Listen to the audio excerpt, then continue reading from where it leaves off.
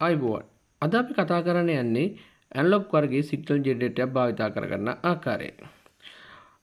ඔබට මෙහි දැක්වෙනවා කන්ට්‍රෝලයන් කීපයක්. අපි බලමු මේ කන්ට්‍රෝලයන් හා ස්විච්යන් මොනවද යන්න මුලින් හඳුනාගමු. මෙහි අපි දකුණු වම් පැසින් පටන් ගත්තොත් මේ තියෙන්නේ පවර් බටන් එක. ඒ කියන්නේ මූල අපිට මේ උපකරණේ විදුලි සැපයුම ලබා දෙන ස්විච්ය. එසේම මේ ෆ්‍රීකවන්සි අපිට වෙනස් කිරීමට අවශ්‍ය සීරු මාර්ගින්ට අවශ්‍ය කන්ට්‍රෝලය. එසේ මේ මයික් ඉන්පුට් එක. එසේම මෙහි තියෙනවා ෆ්‍රීකවන්සි රේන්ජ්. ෆ්‍රීකවන්සි රේන්ජ් ගත් කල මේ තියෙන ෆ්‍රීකවන්සි රේන්ජ් සිලෙක්ට් කරලා තියෙන ෆ්‍රීකවන්සි රේන්ජ් එකේ වෙනස් කිරීම සීරු මාරු කිරීම මෙම ෆ්‍රීකවන්සි කියන කන්ට්‍රෝලය මගින් සිදු කරගන්න පුළුවන්. ඉතින් මෙතන වේව් ෆෝමැට් තුනක් ඔබට දිස් වෙනවා. සයින් වේව්, ෂෝටූත් වේව්, එසේම ස්ක්වෙයාර් වේව්. ඊට පහලින් තිබෙනවා අවුට්පුට්. ඒ කියන්නේ අපගේ මේ නිපදවන සංඛ්‍යාතය අපට ලබා ගැනීමට ඇති එකම අවුට්පුට්. ඒ කියන්නේ ප්‍රතිදානය. දැන් මේ තිබෙනවා ඇම්ප්ලිටියුඩ්. ඇම්ප්ලිටියුඩ් කියන්නේ ඔබ දන්නවා සංඛ්‍යාතයක විස්තාරය. ඒ කියන්නේ වෝල්ටීයතාවය අපිට මේ වෙනස් කිරීමට ඇති කන්ට්‍රෝලය. එසේම ඔබට ප්‍රධාන වශයෙන් මෙහි දකින්න හම්බෙනවා හර්ට්ස්, කිලෝ හර්ට්ස් ලෙස සඳහන් කරලා තියෙන 7 සිග්මන්ට් ඩිස්ප්ලේ එකක්. අපිට මේන් බලමු පළමුවෙන්ම විදුලිය ලබා දීලා කොහොමද ඔබට අවශ්‍ය සංඛ්‍යාතයක් සකසා ගන්න කියලා. ඔව්. දැන් ඔබට පේනවා මේ ඔන් කර විකසෙන්න සංඛ්‍යාතයක් සටහන් වෙලා තියෙනවා. දැන් අපි බලමු මේ සංඛ්‍යාතයක් කොහොමද වෙනස් කරන්න යන්න. දැන් ඔබට පේනවා මෙන්න මෙහි තිබෙනවා 1 kHz to 10 kHz. කියන්නේ කිලෝහර්ට්ස් 1ත් 10ත් අතර රේන්ජ් එක. අපිට ඒ තුල පුළුවන් මෙන්න මෙම නොබේ. ඒ කියන්නේ දැන් මේ තියෙන්නේ 1. කියන්නේ 1 kHz එකේ සිට 1 kHz 10 දක්වා තිබෙන රේන්ජ් එක තුල මෙය ඔබට පේනවා බිඳුව නොවේ 1. ඔව්. දැන් අපි බලමු මෙම සිග්නල් ජෙනරේටරේ භාවිත කරගන්න ආකාරය. පළමුවෙන්ම අපි පවර් ස්විච් එකට ප්‍රෙස් කර පවර් ලබා දෙනවා මෙම උපකරණයට. දැන් ඔබට දිස් වෙනවා මෙම ඩිජිටල් සංඛ්‍යාත දර්ශකයේ 0.868ක සංඛ්‍යාතයක්. කියන්නේ හර්ට්ස් 868ක සංඛ්‍යාතයක් පෙන්වනවා. ඔබට මෙහි පෙන්වනවා දර්ශකය. ඒ කියන්නේ ෆ්‍රීකවන්සි වගේම ෆ්‍රීකවන්සි රේන්ජ් දර්ශකයක් ඔබට පෙන්වනවා. අපි බලමු එම දර්ශකයන් භාවිත කරලා සංඛ්‍යාතයක් කොහොමද අපට අවශ්‍ය විදියට සකසා ගන්න යන්න. ඔබට මෙහි දැක්වෙනවා මම ඔබට සනීප දසුණක් ගෙන එන්න. දැන් ඔබට මෙහි දැක්වෙනවා 10ත් 100ත් අතර. ඒ කියන්නේ 10ක සහ 100ක. ඒ කියන්නේ කිලෝහර්ට්ස් 10ත් කිලෝහර්ට්ස් 100ත් අතර ප්‍රමාණය. එසේම 1k 10k. ඒ කියන්නේ කිලෝහර්ට්ස් 1ත් කිලෝහර්ට්ස් 10ත් අතර. එතකොට ඒ ආකාරයෙන් 0.1k සිට කිලෝහර්ට්ස් 1 දක්වා. කියන්නේ හර්ට්ස් 10 සිට හර්ට්ස් 100 දක්වා, 1 සිට 10 දක්වා, එසේම 0.1 සිට 1. ඒ කියන්නේ වැඩි කිරීම 0.1. ඒ ආකාරයෙන් 0.05 සිට 0.1 දක්වා. මෙම සංඛ්‍යාත පරාසයන් ඒ කියන්නේ ඊටාම කුඩා සංඛ්‍යාත පරාසයන් සිට ඉහළම සංඛ්‍යාත පරාසයන් වලට මෙය වෙනස් කරන්න පුළුවන්. දැන් ඔබට වෙස්සනවා මෙතන ඒ වගේම දකුණු පසින් තිබෙන සයින් වේව්. මේ තියෙන ඔබට සයින් වේව්. එසේම ෂෝටූත් වේව්. එසේම පල්ස් කියන්නේ ස්ක්වෙයාර් වේව්. මෙම අපිට අවශ්‍ය සංඛ්‍යාතයන් අපිට මේ තරංග හැඩයන් අපිට මේමගින් තෝරා ගන්න පුළුවන්. මේ තියෙන්නේ ඇම්ප්ලිටියුඩ් කන්ට්‍රෝල්. මේමගින් සංඛ්‍යාතයේ විස්තරය වෙනස් කිරීමට හැකියි. එසේම මේ ලබා දී තිබෙනවා ෆ්‍රීකවන්සි අනුවෙන් තවත් නොබයක්. මෙහිදී සිදු කරන්නේ මෙම ඔබ මේ සිලෙක්ටරය මගින් ෆ්‍රීකවන්සි රේන්ජ් එක තෝරා ඇතනම් එම තෝරාගත් රේන්ජ් එක තුල මෙය වේරි කිරීමට ඒ කියන්නේ මෙය සීරු මාරු කිරීමට හැකිවන ආකාරයට සකසා තිබෙනවා. අපි බලමු ඒ සිදු කරන්නේ කොහොමද කියලා. දැන් ඔබට මේ දිස්සනවා ඇති එක කෙලින් සඳහන් වෙලා තියෙනවා. ඒ කියන්නේ දැන්ට කිලෝහර්ට්ස් අපි තෝරාගෙන තින්නේ කිලෝහර්ට්ස් 1ත් 10ත් රේන්ජ් එක තුල. අපි බලමු මෙය වෙනස් කරලා ඔබට ඒක පැහැදිලි වෙයි කොහොමද සිදු කරන්නේ කියලා. දැන් 1 සිට මතක් අපි රිසල්ට් එක ගෙනවනවා. ඔබට පෙනී ආවි මෙය කෙසේද වැඩි වන්නේ කියලා. දැන් ඔබට කිලෝහර්ට්ස් එකක් වන්න පුළුවන්. ඒ වගේම මෙය 2 3 4 ඔබට දැන් පැහැදිලි මේ ආකාරයට අපිට හර්ට්ස් ප්‍රමාණයත් ඉහළට පහළට වැඩි කරගෙන යා හැකියි.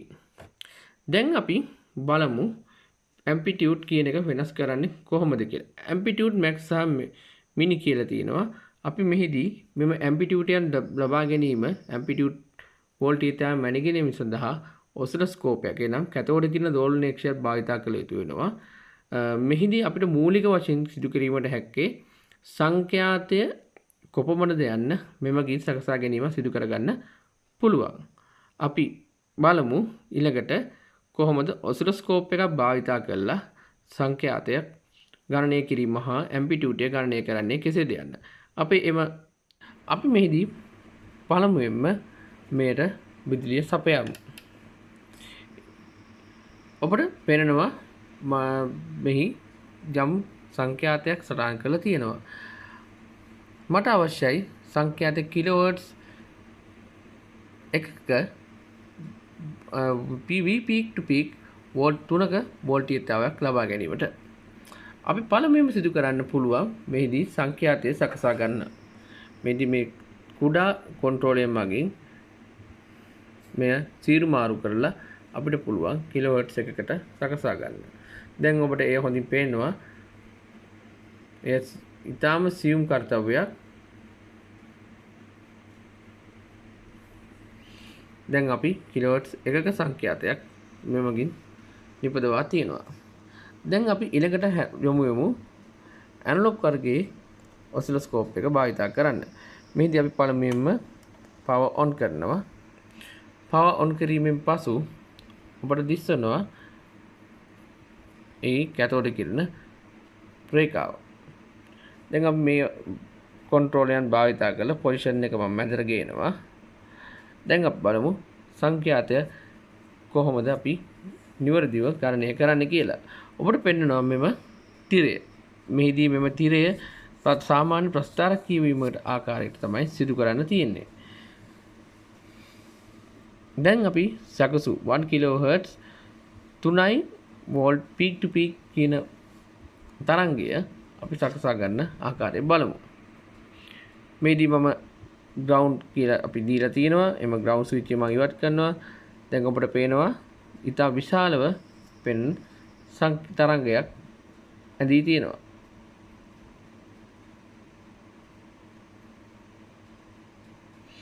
දැන් අපිට මෙය නිවැරදිව ගණනය කිරීම සූදානම් වෙමු. ඔබට පේනවා මෙහි තිබෙන වෝල්ටේජ් ඩිවිෂන් එක 0.1ක්. මේ 0.1ක් කියන්නේ ඊටාම කුඩා අගයක්. දැන් ඔබට පේනවා මේ ඊටාම විශාල වෙලා පේනවා. ඒ කියන්නේ මේ එක කොටුවකින් 0.1ක්. දැන් අපි මේ බලමු අඩු ස්කේල් එකකට දාලා. දැන් මම මේක අපිට මනින්න අවශ්‍ය වෝල්ට් 3ක්. එම නිසා වෝල්ට් එකකට මම යොමු කිරීමක් සිදු කරනවා. දැන් ඔබට පේනවා මම වෝල්ට් එකකට දීලා තියෙනවා. ඒ කියන්නේ තරංගයේ හැඩය වෙනස් වෙලා තියෙනවා. අවතත් බලන්න. ඔබට මම පෙන්නනවා. දැන් මම මේ යොමු කරලා තින්නේ 0.2ට.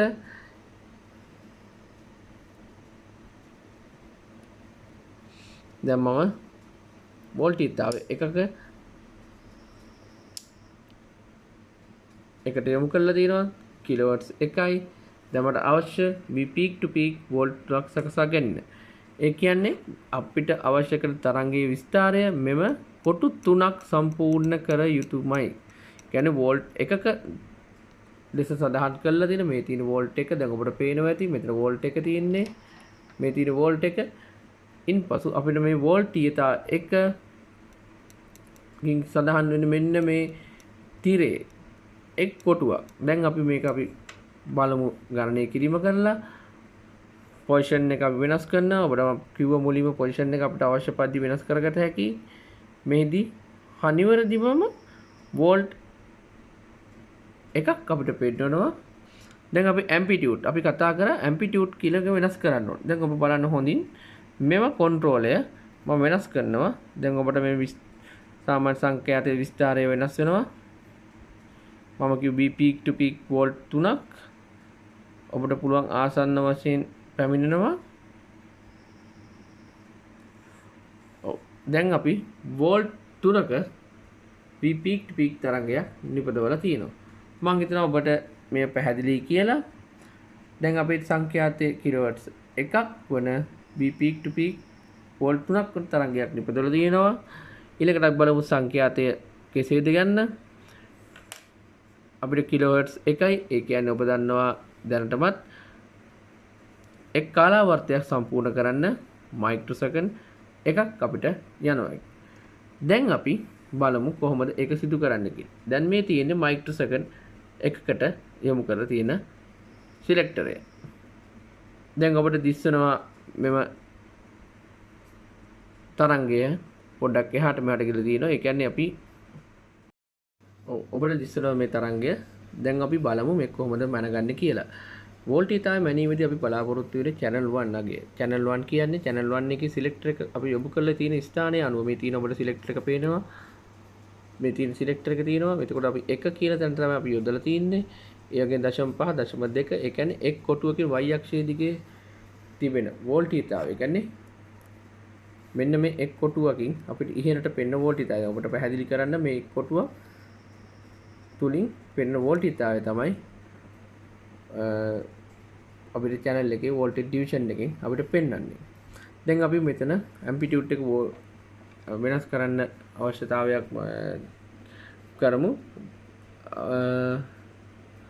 දැන් අපිට මම හිතන්නේ මේක පැහැදිලිව ඇති වෝල්ට් 3කට ආසන්න නගයක් තිබුණා. දැන්ටත් තියෙනවා. ඒ කියන්නේ amplitude එක වෙනස් කිරීමට අවශ්‍ය නම් මෙන්න මෙම control amplitude controller max සහ mini කියන පැතිවලට. ඒ කියන්නේ mini කියන්නේ අඩු, max කියන්නේ උපරිම කියන අගයට දැන් කරකවල සිරු මාරු කරලා අපිට හදා ගන්න පුළුවන්. දැන් අපිට දිස් වෙනවා වෝල්ට් 3ක්. ඒ කියන්නේ එක කොටුවකින් වෝල්ට් එකක් වෙන්න ආකාරයට අපි සිලෙක්ටර් එක යොදාගෙන තියෙනවා වෝල්ටේජ් ඩිවිෂන් එකේ. කියන්නේ 1යි 2යි 3යි වෝල්ට් 3ක්. ඒ කියන්නේ peak to peak වගේ වෝල්ට් 3ක් බව හොඳින් පැහැදිලි කරලා තියෙනවා. දැන් අපි බලමු සංඛ්‍යාතය. අපි සංඛ්‍යාතය ගණනය කිරීමේදී කාලය, ඒ කියන්නේ x අක්ෂයේ දිගේ යම්කිසි කාලාවර්තයක් ගමන් කරන දුර අනුව තමයි සංඛ්‍යාතය ගන්න. අපි දැන් මෙන්න මෙහි 0.1 මිලිසෙකන්ඩ් එකට අපි දාලා තිනවා. මිලිසෙකන්ඩ් එකේ තියලා අපි තරංග ආයාමයේ දිස බලුවොත් 1 කිලෝහර්ට්ස් එක සම්පූර්ණ කාල වක්‍රය එකකට එන්න ඕන. එතකොට අපි පොසිෂන් එක අපිට එහාට මෙහාට කළා පොසිෂන් එකෙන් අපිට පුළුවන් හදාගන්න සම්පූර්ණ තරංගයක් එක් කොටුවක් තුළට පැමිණෙනවාද කියලා අපි පරීක්ෂා කරන්න. ඒ කියන්නේ මිලිසෙකන්ඩ් එක කාලයක් තමයි මේක කොටුවක x අක්ෂයේ දිගේ පෙන්වන්නේ. එතකොට සංඛ්‍යාත කිලෝහර්ට්ස් 1000 නම් තප්පරයකට හර්ට්ස් 1000ක් සිදුවනවා නම් තප්පරයට හර්ට්ස් 1000 සිදුවන්නේ තප්පරේ තියෙන්නේ මිලිසෙකන්ඩ් 1000යි. එතකොට මිලිසෙකන්ඩ් එකකට එක කාලාවර්තයක් වෙන්න ඕන. ඒකට කාලාවර්තය සඳහන් වෙන්නේ එක් කොටුවකට. දැන් අපිට දිස්සන සම්පූර්ණ කාලාවර්තයක් එම කොටුවක් තුල පිහිටනවා. එතකොට අපේ ගණනය කිරීම ඉතාම නිවැරදි කියලා මම හිතනවා. ඔබට මම මේ පහසු ආකාරයෙන් සරල ආකාරයට මම කියලා දුන්නේ. තවත් අපිට සංකීර්ණ කරලා අපිට බලන්න පුළුවන්. ඒ මේ සරල ආකාරයේ පුහුණු වීම තුලින් අපිට සංකීර්ණ අවධි වලට ගමන් කිරීමට ඉතාමත් පහසු වෙනවා. එසේම මෙම සංඛ්‍යාත ජනකය මගින් සංඛ්‍යාතයක් නිපදවා ගැනීමට අවශ්‍ය මූලික දැනුම ලැබුණා යයි මා සිතන අතර ඔබට යම් ගැටලුවක් ඇතනම් කමෙන්ට් සෙක්ෂන් එක මගින් දැනුම් දෙන්න. ඒට ඉක්මනින් පිළිතුරක් ලබා දීමට සූදානම්.